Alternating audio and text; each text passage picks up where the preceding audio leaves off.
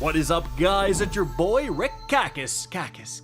And today, with episode Echoes coming to a close very soon, we're going to be showcasing the 5 best weapons from episode Echoes and their corresponding PvE God Rolls. If you are someone who bought episode Echoes, this can serve as a checklist. If you have all or most of these God Rolls, you could feel pretty confident that your account got a massive boost this season. These are definitely the 5 weapons and the God Rolls most likely to show up in builds and in metas within the future of Destiny 2. And so, let's get started.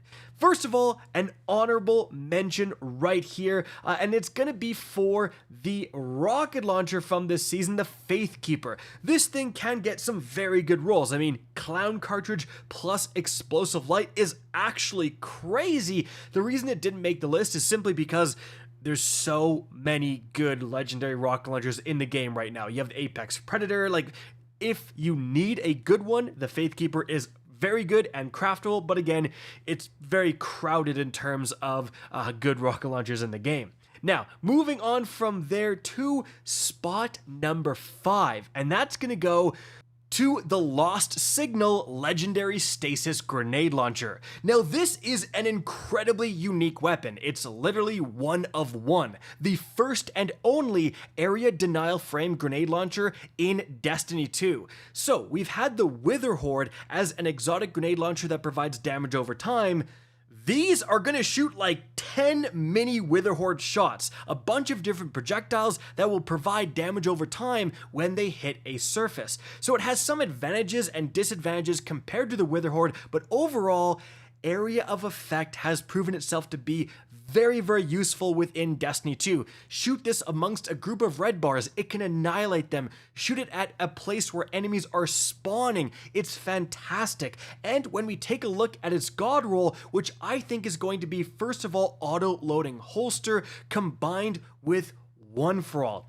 The Lost Signal is maybe the easiest gun in the entire game to trigger One for All. You just need to damage, not kill, damage 3 enemies, and when you're shooting 10 Wither Horde shots with every single press of the trigger, it is not hard to be damaging 3 enemies. Like, seriously, especially with the Lost Signal actually, and this plays into autoloading, it will trigger One for All off on its own even when you don't have it out. So you can whip it out, spread it over a massive area of enemies, switch to your other guns, like be damaging guys, switch back, and often you're going to have One for All active immediately, and then you can like shoot the other shot. So very, very good. Not to mention, the Origin Trait is also going to cause another damage over time effect with the Radiolarian Fluid when you get kills. So just overall, incredibly unique, very, very good, and also especially good I found when you're running Prismatic, because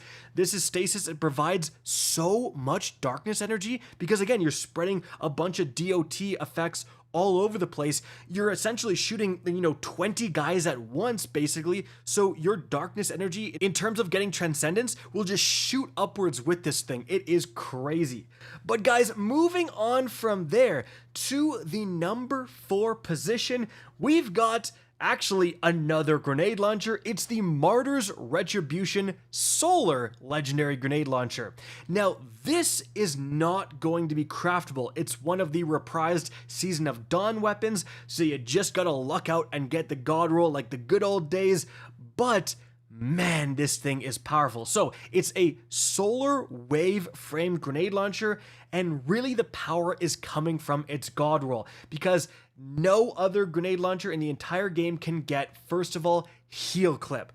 With a grenade launcher, you are reloading after every single shot. So unlike other weapons where, you're halfway through the mag, you get a kill, and then you're reloading on purpose to activate heal clip, you just use this weapon completely normally. You don't have to change your gameplay whatsoever, and you're just getting heal clip activation, heal clip activation, heal clip, because it is a wave frame grenade launcher. It is incredibly easy to get kills with this thing, and so heal clip is just busted. Remember, heal clip got a buff somewhat recently. It's going to give you cure times 2, which is basically all of your health back, and it's also going to give cure times 1 to nearby allies. So this is a great like support weapon for healing. Throw it on a warlock with Ember of Benevolence and you're triggering that all the time. It is fantastic. Now combine heal clip with what I have here, Incandescent, so that when you do kill those enemies, they're now going to be scorching. It builds even more into synergies within solar builds and even some prismatic builds, not to mention if you get a kill with Incandescent, so if the enemy dies from the scorch caused by Incandescent, it will also count for heal clip, so you can reload after that and still get the heal clip activation. This is one of many potential god rolls with this thing, but yeah, heal clip finally on a wave frame. It is disgustingly good. Moving on from there, guys, to position number 3, we have another Season of Dawn reprised weapon. It's going to be the Perfect Paradox Kinetic Legendary Shotgun. So, this thing is unreal, and this is a clear best in slot in my opinion.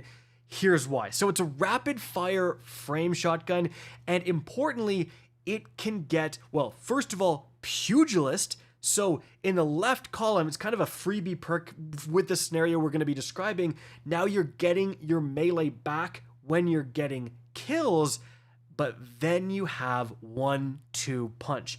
So this is going to boost your melee damage, and there is a ton of builds out there for all 3 classes that require a 1-2 punch shotgun to function. Like, you need a 1-2 punch shotgun to be doing enough melee damage to make the build worthwhile. So that's already incredibly important.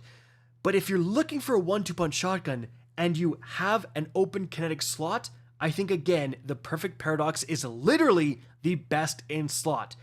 Because again, you have Pugilist, but then you also have the origin trait, which is Cast No Shadows. And this is where things get absurd, because this says dealing melee damage increases the handling and loads a small amount of ammo from reserves. So let me get this straight.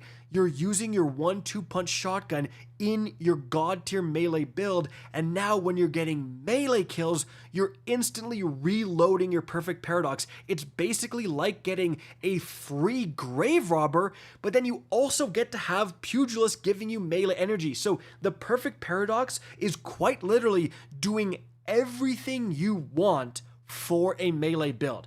And so this is a really valuable weapon to have for your account, because whenever there's a super OP melee build, this is probably going to be something people are running with it. Now, moving on from there, guys, for the number 2 spot, we actually have the Aberrant Action Solar Sidearm. Now, this is one of the only rocket-assisted frame sidearms in the game. It is the first and only solar one, and this archetype is insane. Like, rocket-assisted frame sidearms from the Indebted Kindness to the Call, and now the Aberrant Action have just been pillars of the meta. They shred. They're fantastic. So if you're going to use a rocket-assisted frame sidearm, the Aberrant Action lets you use one with heal clip. Alright, I already busted my load for how good heal clip was talking about the Martyr's Retribution, so I don't really need to do it again.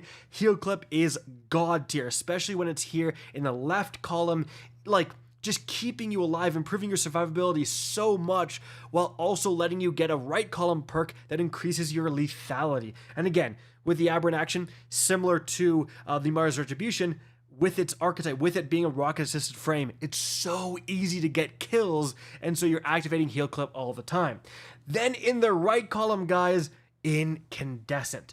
So again, exact same spiel with the Martyr's Retribution. You can now be getting that increase in lethality by covering all enemies around the guys you kill with Scorch. Eventually you're going to trigger Ignition Explosions, and the Scorch deaths will also trigger heal clip. Like, just overall such a fantastic and powerful package. Like, just a busted weapon, arguably like the best solar weapon in the game right now, just for general purpose. What should I use as my special, right? If I want to use a solar, Aberrant Action. Like, if we're just running through most things of content, unless you're like doing a raid boss DPS, Aberrant Action is just going to be so good. It's going to do everything you want out of a special. Just unreal.